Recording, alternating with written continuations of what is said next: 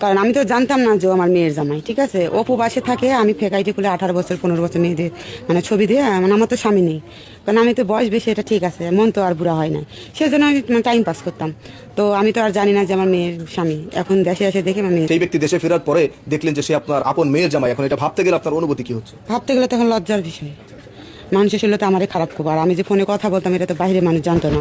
আর আমার স্বামী মারা গেছে 8-9 বছর হয়, মানে তখন বিয়ে করলাম না, কারোর সঙ্গে সম্পর্ক করলাম না, মানে একটা রং নাম্বারে প্রেম করে আজকে আমি বিপদে পড়ে গেছি। এখন বিষয়টি নিয়ে যা হওয়ার তো হয়ে গেছে, কারণ এখন যারা এই বিষয়টা জানতে পারবে, এলাকাবাসী বা আত্মীয় স্বজন হয়তো বা তাদের সামনে গেলে লজ্জাবোধ হবে, লজ্জাতে মাথা কাটা যাবে।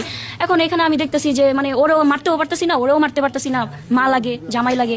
এখন এখানে আমি কি বলবো, আমার লজ্জাতে আমার মানে আমি কথা বের হইতেছে না, আমি কি বলবো এখানে বলে। মেয়ের জামাইয়ের সঙ্গে শাশুড়ির প্রেম, মূলত মেয়ের জামাই থাকে প্রবাসে, আর হচ্ছে মেয়ের মা হচ্ছে ফ্যাক আইডি খুলে ওই জামাইয়ের সঙ্গে সম্পর্ক করছে। এই সম্পর্ক করার পরে যখন ওই প্রবাসী যখন দেশে আসছে, আসার পরে তখন ওই আইডির সূত্র ধরে যার সঙ্গে নতুনভাবে সম্পর্ক হয়েছে তার সঙ্গে দেখা করতে এসে দেখে যে তার জামার সঙ্গে সে এক কথা কি প্রেম করছে, মানে শাশুড়ি জামাইয়ের সঙ্গে প্রেম করে ফেলাইছে। এই বিষয়টা নিয়ে ধরা খাইছে।